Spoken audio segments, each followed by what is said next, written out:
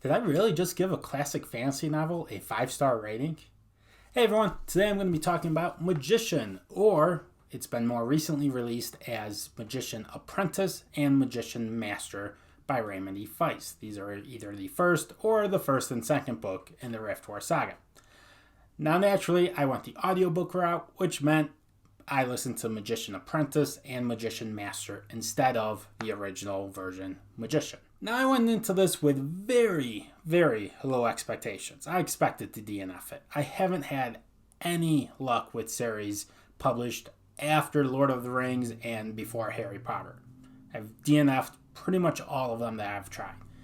I don't want to lump 5 decades worth of books into a one small category, but the ones I've tried have either been too slow, too descriptive, or just too focused on prose for me to really get into the story. So they never worked for me, which meant I expected the same from this. I was really only picking it up so that I could confirm my expectations and then unhaul the book. But then something unexpected happened. I was pretty much immediately hooked. The writing style, it felt like the modern writing styles that I like in my books.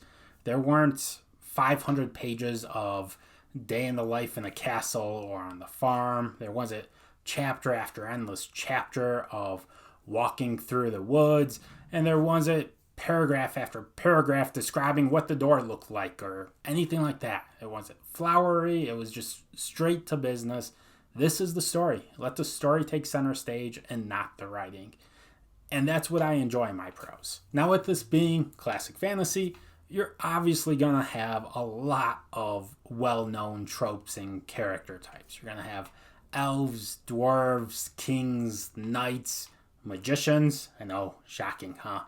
Princesses, a boy with unknown origins and uncommon abilities, and just all of the well-established tropes that the genre is known for. But many series have used these tropes or copied these tropes, but few, I feel, have actually done it as well as Magician did. Now, even with this being classic, it still caught me by surprise at times. I wasn't expecting the story to go exactly how it did, which is incredible considering how many people were influenced by the book, that this one still feels unique. Now, throw in that this story takes place over several years and actually spans multiple planets, which I was not expecting at all. Clearly, I did no research on this series. But you put that together and you have a really quick page turner that I'm not used to seeing in classic fantasy. And as I said, immediately I was enjoying this book. I really loved getting to know Pug and Thomas and their friendships and what their lives were like, and seeing them come of age during war with an alien planet, and thus seeing the Rift Wars begin. When all was said and done, I gave Magician Apprentice 4.5 stars and rounded up to 5 on sites such as Goodreads. Really enjoyed it and couldn't wait to start Book 2, Magician Master. Unfortunately, since I was going audio route through my library account, I had to wait about 2 months before that copy was available for me to continue. When I did continue, I was expecting it to be just like Magician Apprentice. I knew it used to be one book that got split into 2, so I figured the writing style was going to be the same, the plot was going to be the same, you were going to follow all the same characters, and I was really disappointed. Book 1, again, you mainly focused Pug and Thomas, and you focused on the war between the 2 different planets. Book 2, that transitions. A lot of the side characters from Book 1 became main characters in Book 2, and Pug and Thomas, you don't see as much of them throughout the book as you did in the first one. They were pretty much the only 2 point of view characters in the first book, so spending a lot of time away from them in the second book felt a bit jarring to me. And then the war between the 2 planets wasn't really doing much, so instead they were kind of just focusing on the politics within each of the worlds and how each world views the war. And it threw me off. It was not at all what I was expecting. And I started zoning out and realizing I was thinking everything was a side quest and unimportant. And I just wanted to get back to Pug and the war. And I didn't care about the politics or these characters that I couldn't remember how they related back to Pug and Thomas or who they were or when I last saw them.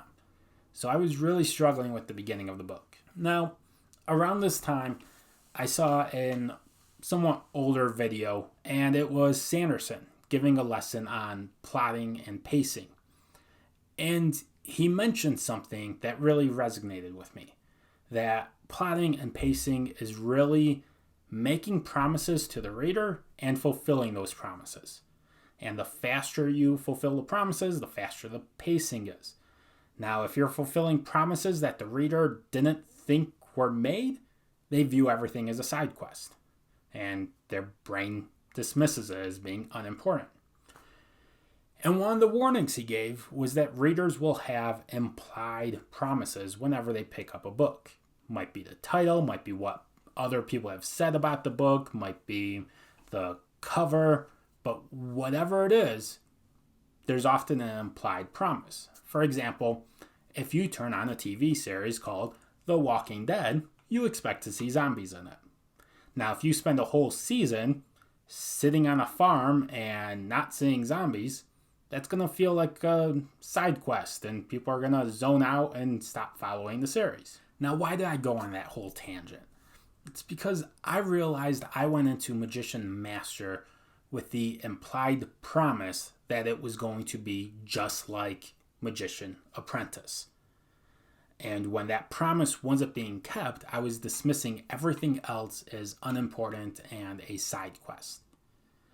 I didn't allow for the fact that if I had read this as one continuous book, which it's not a short book, it would be a pretty good sized book, that it would be natural for the plot to expand, for more character development to happen, more characters to be introduced, for the worlds to get bigger, and just the story in general to evolve to more than what it was in the first book.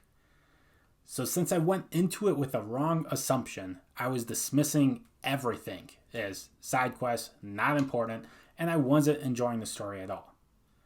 After hearing this lesson or discussion on YouTube from Sanderson about the promises, I realized it was my mistake going into it. I should have been more open-minded. I should have expected the world to get bigger. And once I kind of took a step back and then thought, this is not just a rewriting of Magician Apprentice. This is a continuation and evolving of the story. I went back into it and I started to enjoy it more. I started to think, okay, this isn't just a This Is Pug's story.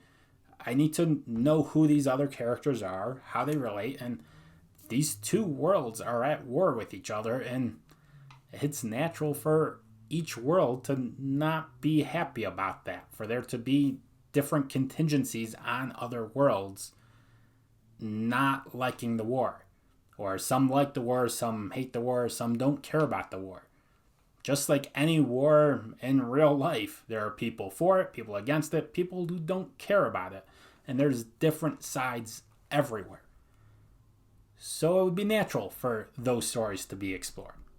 So once I went into it with that mindset, I started to really like the second book as well. I came to like hearing about the politics and the different factions.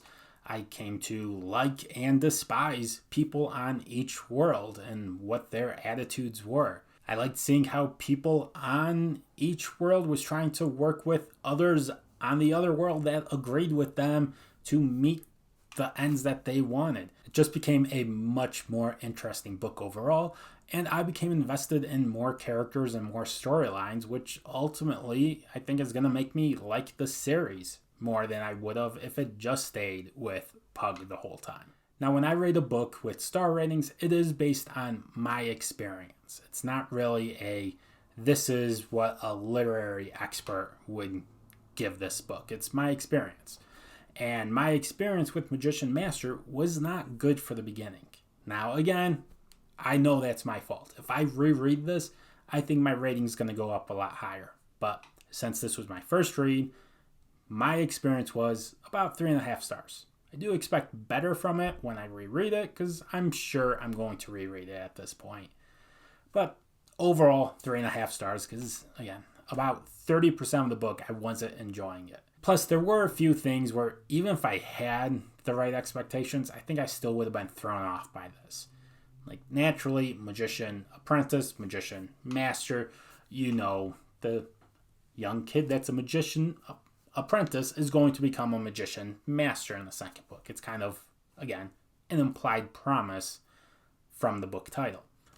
But how that went about in a single chapter going from apprentice to master, now it was a long chapter, but it was very quick moving, and that, okay, we did this, then we did this, then we did this, then we did this, then we did this, then 5 years later you're a master. And we cover that all in what was about 50 minutes of audiobook time. It wasn't a continual improvement where you stopped at stages and saw where he was getting better or struggled to get better. It was just check, check, check, check. All right, he's a master now. And it just felt weird to me how that went about. So saying that, I don't think on reread I would give this 5 stars or even rate it as high as I did Magician Apprentice, but I do think it would still be a solid 4-star read if I had the right expectations going into it. So to wrap this up, this was not what I was expecting from a classic fantasy novel. I really liked it. The writing style felt much more modern than I expected, and the tropes weren't as predictable as I thought they were going to be. So overall, I do definitely recommend people checking out the Riftwar Saga. Just make sure you don't make the same mistake I did and assume book 2 is going to be just a carbon copy of book 1. So let me know in the comments, have you read Riftwar Saga yet? And if so, what did you think of it? If you've read Magician and Magician Apprentice and Magician Master, which version do you like better? And if you haven't read this yet, does it sound like something you'd be interested in? And what's a classic fantasy series besides Lord of the Rings that you would recommend? And until next time, bye.